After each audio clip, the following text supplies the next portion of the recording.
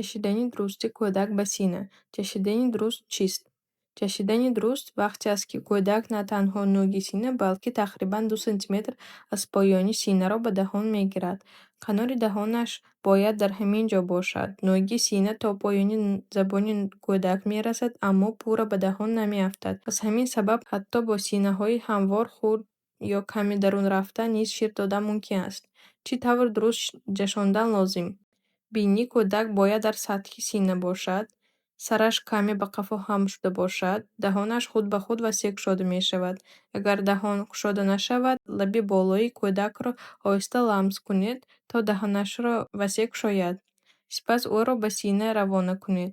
Кӯдакро ба даст дуруст нигоҳ доред, ӯ ором ва таваққуф шир мемакнад.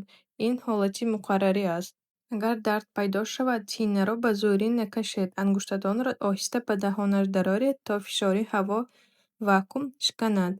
Баъд сина бароред ва дубора дуруст часпонед. Муҳим: ҳамеша кӯдакро дуруст ба сина часпонед.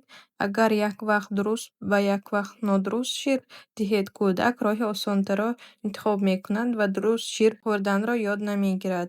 Танҳо ҷашидани дурустро иҷозат диҳед.